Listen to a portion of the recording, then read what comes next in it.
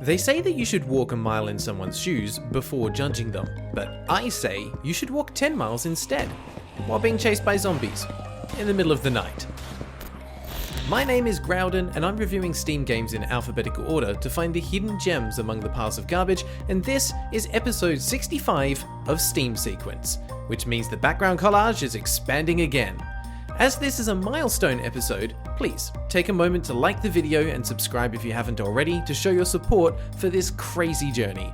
And on that note, let's dive into today's game, 10 Miles to Safety. 10 Miles to Safety is one of the most reviewed games we've seen in this series so far, falling neatly into third place behind the Dot Hack Trilogy in a Bit and B-Hop Simulator 2023 edition with just over 800 reviews. It's not often we come across games that have actually seen some traction, and this 2020 offering from Trick Jump Games is currently sitting at a pretty respectable, mostly positive rating. The game has seen coverage from some pretty big YouTubers like Splattercat Gaming and Hat Films, as well as some big French YouTubers, Bob Lennon and Vivio One More Time. So to say that I'm curious about this game is a bit of an understatement, and from the outset, the game does not disappoint. So let's take a look at the good, the bad, and the ugly, and see if we can traverse 10 miles to safety through zombie hordes that want nothing more than to turn us into a human charcuterie board. Starting out strong with a nicely thematic title screen, let's take a quick peek at the options menu, and it's actually pretty comprehensive for a change. We can turn the cinematic screen shake on or off, change mouse sensitivity, rebind the keyboard controls, adjust multiple graphic settings like shadow quality, visual effects, anti-aliasing, and post-processing, set the resolution, and toggle VSync. All in all, it's a pretty solid level of customization, and considering the relatively simple models that are used throughout the game, the final product looks pretty visually appealing thanks to the great use of shadows, lighting, and other effects, and yet it's simple enough to run smoothly on most machines. In terms of gameplay, there are two game modes available. There's the normal story mode, which tasks the player with running 10 miles through a zombie apocalypse, and then there's also a wave-based survival mode. For today's review, we'll be focusing on the story mode as that is the key selling point of the game. Straight away, we're into character creation, and while the player model isn't customizable, I appreciate the amount of variation and thematic visual identity of each class. Choosing a class might feel slightly odd until you realise that 10 Miles to Safety also has an online co-op mode, allowing for up to 4 players to attempt to survive together. I wasn't able to test out the multiplayer aspects of the game, but there is a reasonable amount of coverage on YouTube if you're curious about how it works. In terms of the classes available, you've got the Brawler, who specialises in melee combat, the Engineer, who's able to construct base defences faster, the Crafter, makes things harder, better, faster, and stronger. Next up is the class that I went with, the Looter, who's able to find a lot more materials and resources in containers, followed by the Sharpshooter, who specialises in long-range weapons, the Medic, who is really only best used in multiplayer games with friends that can't stop dying, and lastly, the Scientist, for all you pyromaniacs out there that love flamethrower-style weapons. I was pleasantly surprised to see that there are 2 genders for each class, each with a unique design, and as someone that grew up on a diet of MMOs with gender-locked classes, this always makes me happy to see. Class chosen, it's time to start the tutorial, and as my character was waking up in an abandoned hospital, I was suddenly assaulted with flashbacks of one day later, escape zombie hospital, but thankfully this game has a much better tutorial and UI. Your character is controlled with WASD, and you can aim the reticule with the mouse. Small obstacles can be vaulted over by approaching them while holding down the spacebar, and this works, well, most of the time. You can't use this to climb up things, only over things, and sometimes your character will get a little stuck on larger objects or on long edges, but it generally works well. You can hold shift to sprint, and given that there's no stamina bar, you have no reason not to hold this down at almost all times. There are some limited stealth mechanics in this game, but footstep noise generation is not one of them, so sprint away to your heart's content. As we leave the hospital ward, an incredibly well-timed voice comes over the radio and informs us that there has been an outbreak of an unknown pathogen and that anyone showing signs of infection should be avoided as they are extremely dangerous. They then provide the reassuring advice of defend yourself using any way you can, fight if you have to, kill if you have to. Yeah, sure sounds like an official broadcast to me. We're then introduced to my favourite gaming pastime, looting. Pressing E interacts with nearby objects, and after grabbing a baseball bat, we're tasked with bashing the nearest zombie in the head.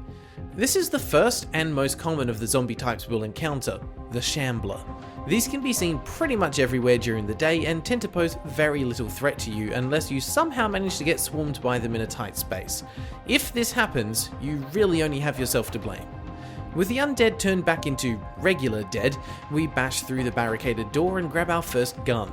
The laser shows your aiming direction, and the red semicircle shows the max effective range of the weapon. There's a pretty decent variety of weapons available throughout the game, from starter pistols and shotguns to assault rifles, light machine guns, flamers, katanas, chainsaws, and even tasers. Weapons have various stats such as knockback, reload time, etc., but let's face it, the most important is the damage per second. After all, the best defense is a good offense. We test out our firearms on some conveniently placed placid zombies, and I feel compelled to point out how much the zombies' health bars remind me of the ones from old school RuneScape. I almost expected to see red hit splats every time I landed a hit. Now fully armed, we head into the lobby and hear yet another miraculously well-timed radio announcement. Turns out there's a second stage of the infection that turns the regular shamblers into something much, much more deadly called hunters. These only come out after dark, which is why the time tracker at the top of the screen is super important. Days last roughly 8 minutes in total, with 4 minutes being normal daytime, 1 minute of sunset, and then 3 minutes of night. In general, you want to use the daylight hours to explore and scavenge, and then the precious few moments at sunset to find a nice room to barricade yourself in and pray that you're able to keep yourself safe until morning. And wouldn't you know it, it's sunset. So, after grabbing some wood, you can press Q to enter building mode, which overlays a blue grid on the ground showing available building spaces. At the beginning of the game, you can only craft basic barricades, but by exploring and finding blueprints, you can create reinforced ones, barbed wire to damage and slow down enemies, or even create turrets that will do the hard work for you while you get some hard-earned rest in the midst of the screams of terror during the night. Lastly, we're introduced to crafting, the menu for which is brought up by pressing Tab. Using resources you find while exploring, you can craft various consumables like healing bandages or offensive weapons like Molotov cocktails and grenades. In a nice touch, although crafting takes a few seconds per item, they will continue to craft even when the window is closed, meaning that it's possible to queue up a batch of items and then carry on with your zombie killing spree. However, loot goblins, be warned. All items also have a weight value, indicated by the number to their right in the inventory. Your current weight is shown by the red and green bar on this screen, or by the blue bar at the bottom of the screen while exploring. Once this fills up, you'll be unable to pick up anything else until you clear some space. So, here's some tips if you're a bit of a hoarder. Ammo is plentiful, so only keep the type you're currently using and don't bother grabbing metal, parts or nails until later in the game when you find blueprints that actually use them. With items crafted and defenses set up, it's time to survive the first night. Considering that it's the tutorial, the game only throws a couple of enemies at you and they're much less aggressive than normal, but it does provide an opportunity to practice aiming at moving targets and also to see the visual effect of barricades taking damage and degrading. With the last of the zombies dead, dawn breaks, and after a quick barricade cleanup with the aid of our baseball bat, we're off to explore the town. As the name of the game implies, our goal is to travel 10 miles to a safe location. Where exactly we're traveling to is unknown, but what we do have is a compass that will point us in the right direction. Weirdly though, this direction will change every time you reload the game. So while I was initially traveling west in the first play session, I was then traveling east in the next and north in the following one.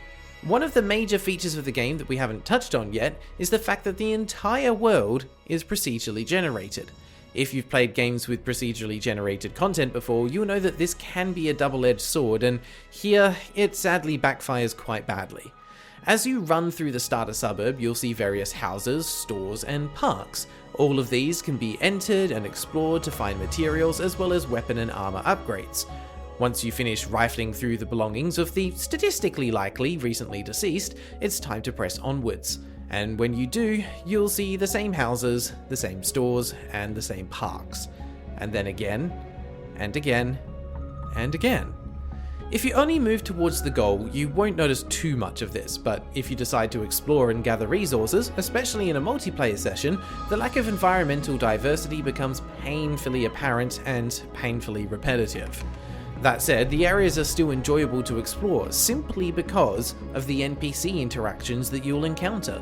Seeing random civilians fleeing from a group of shamblers, a local police officer taking cover and attempting to thin the horde, a person taking cover in a house really helps to bring the world to life. Add on top of this random encounters such as rescuing someone from under a car, defending a supply drop, helping the police fend off waves of zombies, or completing research at a field lab help to bring variety to the gameplay and provide an alternative way of getting gear upgrades if looting abandoned buildings was starting to wear thin. The field research ones are particularly interesting as they will task you with killing a number of zombies in a specific way, for example with melee weapons, from a certain distance, or with multi-kills. Additionally, completing these will reward you with small bits of lore in the forms of notes from a scientist researching the outbreak. Unfortunately, the same cannot be said for the other events, as they all boil down to defend this location for a set period of time, while waves of 3 to 4 shamblers spawn in at regular intervals. The silver lining to all of this is that the game pauses the timer while you're completing an event, so at the very least you never feel like you're being punished for participating and wasting precious daylight. After continuing on for a while, you'll receive a warning that the outbreak level has increased and that the infected have grown stronger.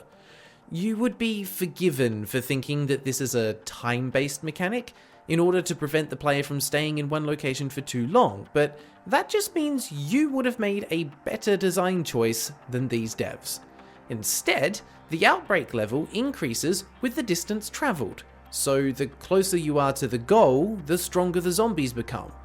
Now, I don't know about you, but I feel like safety isn't usually in the direction of the more dangerous things.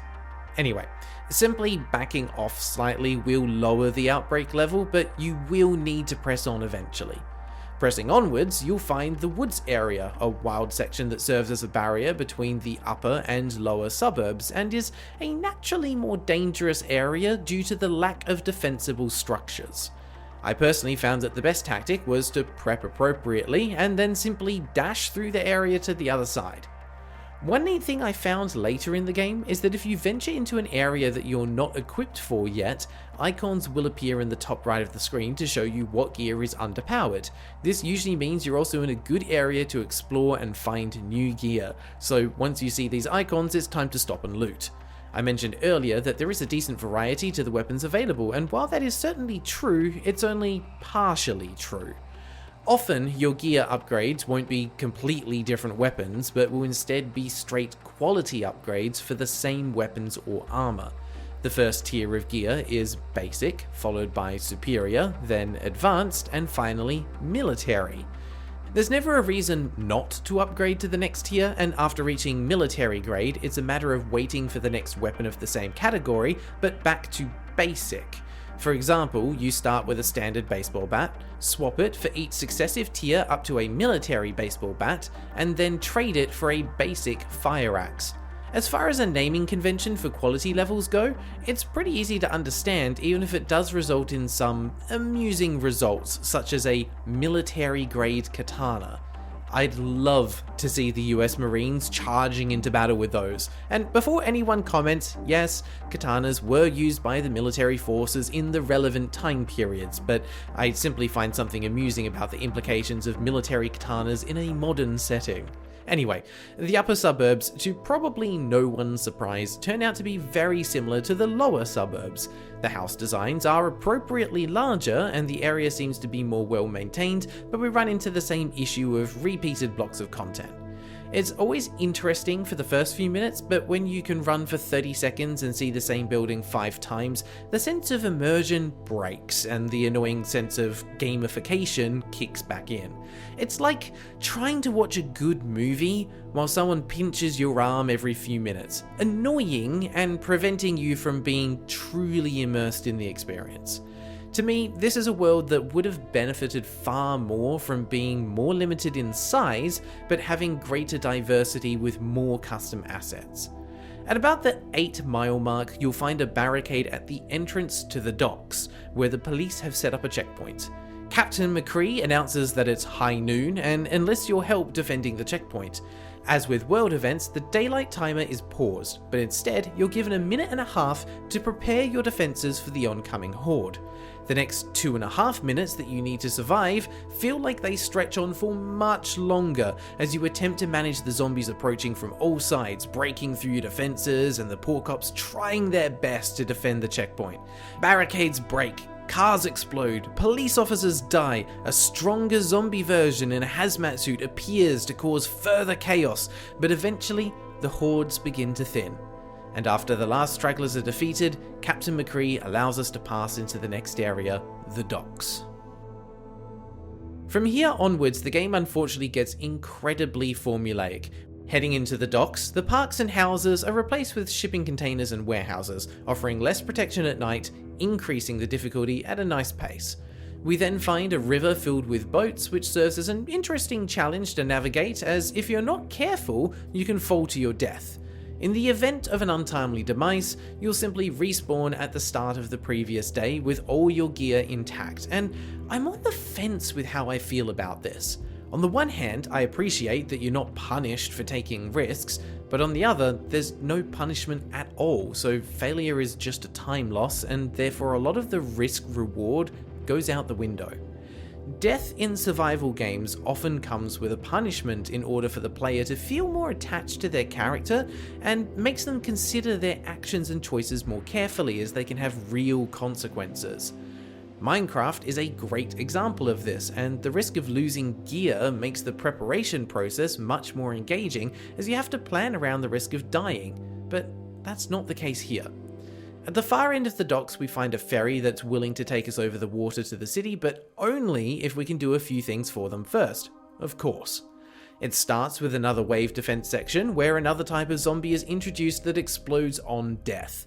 These scuba zombies make sense here, but will also start appearing from here onwards, where they look very much like a fish out of water wandering the city streets. But hey, I appreciate the variety, even if I don't appreciate them blowing up my barricades and razor wire. After dealing with any remaining stragglers, we're asked to search the docks for some items to repair the boat, which are hidden amongst the various containers. When searching those, or any container marked with an orange dot, nearby zombies will be alerted by the noise, and additional zombies will climb out of the ground. While I get from a design perspective that this is meant to keep the player on their toes, there's just something nonsensical about seeing a cluster of zombies popping out of the ground on the 3rd floor of an apartment building. For all its strengths, 10 Miles to Safety is great at finding ways to pull the player right out of any sense of immersion, reminding you that this is just a game. Items collected, we repair the engine and then hunker down for one more wave of shamblers. I actually failed here the first time, but luckily there was an identical ferry just a little further along the dock who must not have seen what happened to his twin brother. Arriving in the city, the nighttime defense sections get a new mechanic in the form of behemoth zombies. These large brutes have massive amounts of health and hit much harder than their smaller counterparts. However, due to their sheer size, they also have a tendency to get in the way of their friends, blocking doorways and hallways. They also seem to enjoy nighttime aerobic exercises if the amount of time they spent doing star jumps is anything to go by. The city follows the same level flow, with the uptown and downtown sections separated by a military outpost that you need to sneak through, and then a final confrontation at the start of a bridge that leads to a military outpost where you'll need to outgun literal tanks in order to proceed. As silly as these sections are, they help to keep the gameplay fresh, and considering that we've now seen all the individual game elements, it's a positive that they are finding interesting ways to use everything together.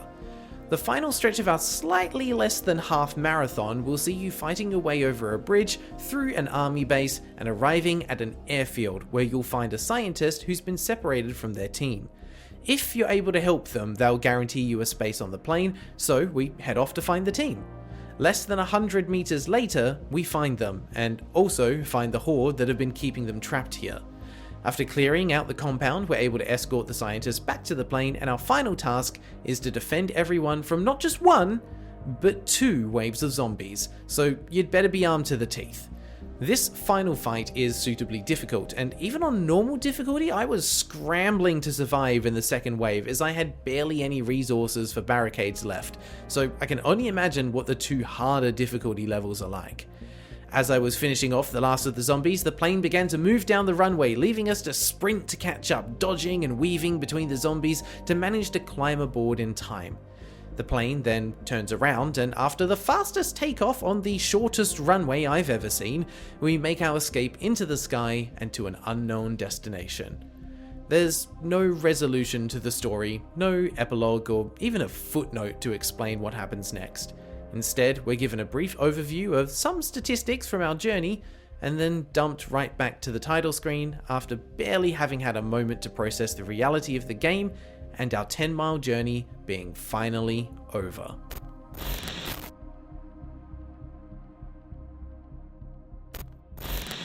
"10 Miles to Safety" is a game that I think is very honest about what it has to offer, even though it's arguably missing a lot of the depth that is implied but not explicitly stated.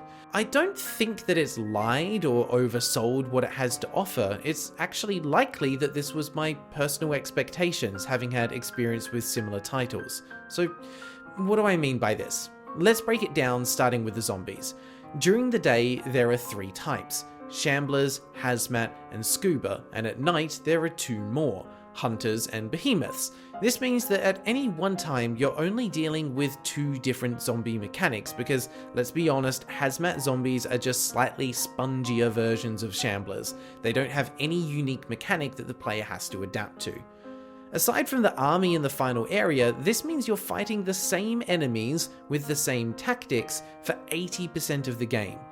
When you combine that with running through environments with repeating buildings, finding the same loot over and over again, and using the same defensive setup every night, things can start feeling really repetitive.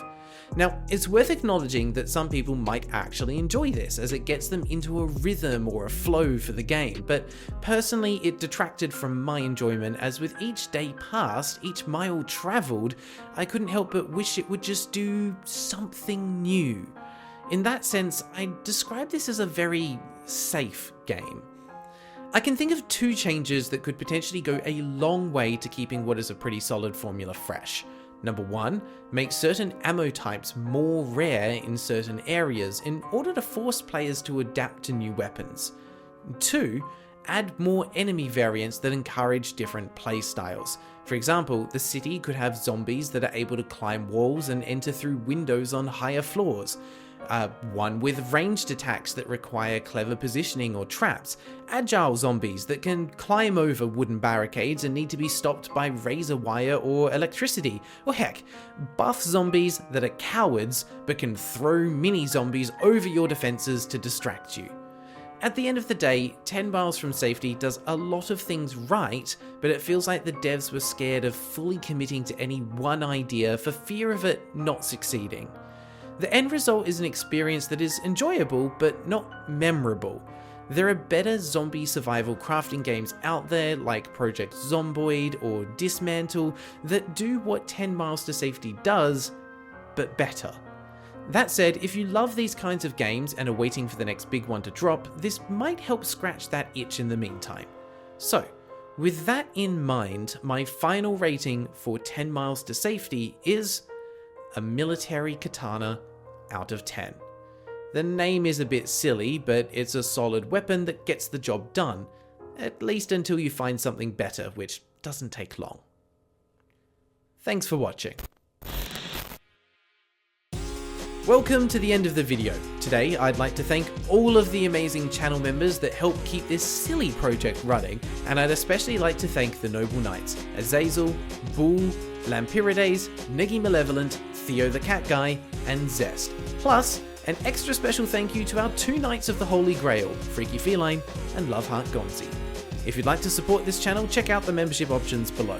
And lastly, I want to thank you for joining me on this weird gaming adventure through the depths of Steam. And if you've made it this far, here's a sneak peek of the next game. Until next time, take care.